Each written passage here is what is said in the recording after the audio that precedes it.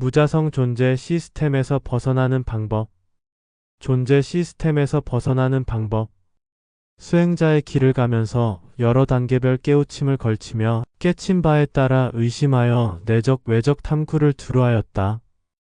여러 종교를 통하여 문제 반응 해결을 위하여 일상사에서 화두타파가 끝없이 이어지고 존재를 끝장까지 탐구하여 밝힌 수행자라면 존재 시스템에서 벗어나는 궁극의 해법을 찾았을 것이다. 아마도 불교를 먼저 접하지 않고 기독교를 먼저 접하였더라면 종교적 오류가 발생하여 궁극의 깨침이 오기 힘들었을 것이다. 불교를 통하여 텅 빈 공성과 해탈을 넘어 상라가정에 이르러 비상비비상의 상태에서 있는 것도 아니고 없는 것도 아닌 미세한 의식만 남았을 때 그 상태에 머무르지 않고 다시 새롭게 미세한 의식을 부활시켜 존재를 의심하고 탐구하였다. 또한 현상계와 시스템계를 분별하여 관찰함으로써 색즉시공에서 색이 공이 되는 이치와 공즉시색에서 공이 색으로 드러나는 이치도 밝혔다. 존재 시스템에서 벗어나는 방법을 아는 것은 궁극의 깨침이다. 따라서 어리석은 중생들은 알아차릴 수 없게끔 도마복음 해설의 중간 즈음에다가 내가 본 궁극의 깨침을 몰래 끼워 남긴다.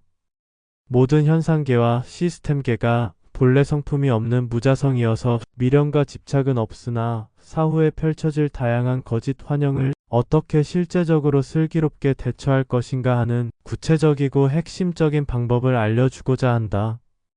우선 존재 시스템이란 네 가지의 큰 기둥으로 유지되고 확장한다. 첫째는 원인에 따라서 결과가 오는 인과법칙이다. 둘째는 인간으로 끝없이 태어나게 하는 윤회법칙이다. 셋째는 지구 정원 배터리에서 인간이 존재하는 법칙이다. 넷째는 물리적 구조물을 만들고 유지 확대하는 시스템의 원리와 이치인 창조의 시나리오이다. 나아가 이 네 가지 큰 기둥이 서로 얽혀 연환한다. 마치 제망의 그물과도 같아서 견고하고 치밀하게 서로 얽혀 있다. 즉 인과에 얽힌 윤회 또는 창조의 시나리오에 얽힌 윤회, 그리고 지구 정원 배터리에 얽힌 윤회 등 세부적으로는 무수히 많다. 존재 시스템에서 인간에게 제일 중요한 요소는 바로 윤회이다. 즉 윤회야말로 인간에게 직접적인 문제이다.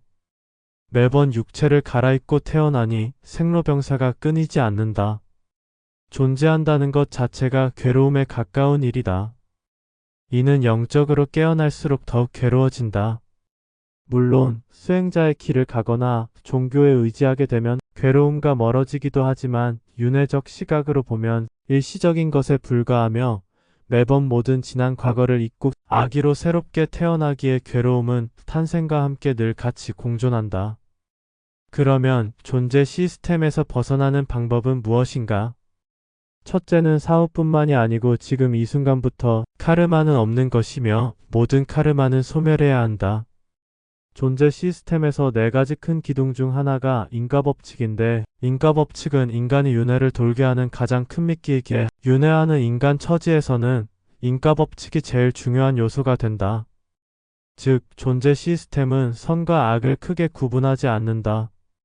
인과법칙에 따라서 인간을 윤회시키는 시스템은 인간이 변명 못하도록 하는 구실 혹은 형식적 허울에 불과하다. 따라서 생전에 지었던 죄의식이나 아쉽거나 자신이 부족했던 점 등은 모두가 환영과 같은 것이어서 애당초 지은 자도 없고 받을 자도 없다는 것을 확신해야 한다. 만약 윤회하게 된다면 오히려 또 다른 원인만 늘어나서 미처 결과를 해소할 수 없어서 윤회에서 끝없이 벗어날 수 없다는 것을 이치와 원리로서 알아야 한다. 둘째는 자신의 영혼은 태초의 본래의 하나된 불꽃이었으며 이번 생에서 붓다의 경지에 이르렀음을 확신하는 일이다. 우선은 어떤 방법으로든지 자신의 의식의 경계를 넘어서서 자신의 감추어진 영혼을 알아야 한다. 그리고 자신의 영혼은 태초의 하나된 영혼의 일부가 분리되어 뜯겨나와서 육체로 들어와서 윤회하고 있음을 기억해야 한다. 만약 환영과도 같은 사후 세계에서 심판을 구실로 어떤 형상의 근엄한 모습으로 할아버지가 나타나더라도 자신은 그보다 나이가 더 많으며 경험도 더 많고 깨침도 월등하다는 자존감을 가져야 한다. 왜냐하면 자신의 영혼은 오래된 태초의 영적 불꽃이기 때문이다. 또한 자신은 붓다이며 붓다는 그 어떤 형상이나 대상을 숭배하거나 굽신거리지 않는다.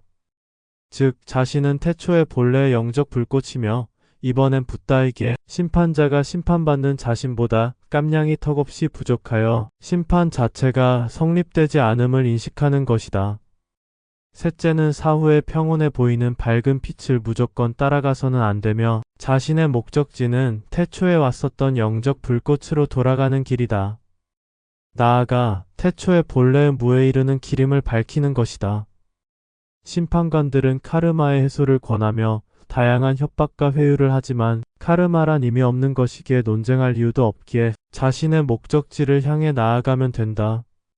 내가 본 존재 시스템에서 벗어나는 방법은 거의 정확할 것이다.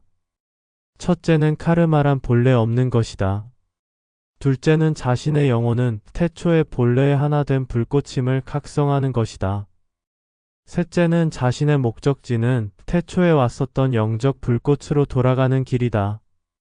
나아가 태초의 본래의 무에 이르는 길이다.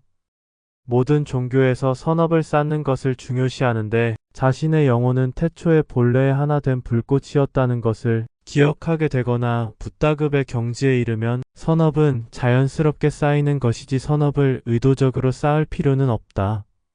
설령 선업이 다소 부족하더라도 존재 시스템에서 벗어나는 방법을 확신하고 실천하는 일이 더 지혜로운 일이다. 인간의 영혼은 환영과도 같은 현상계와 시스템계에서 벗어날 수 없는 구조로 되어 있다. 시스템에서 벗어나는 것은 각자마다 때가 있기에 자유이지만 인간의 영혼이 있어야 할 곳은 본래 이곳이 아니다.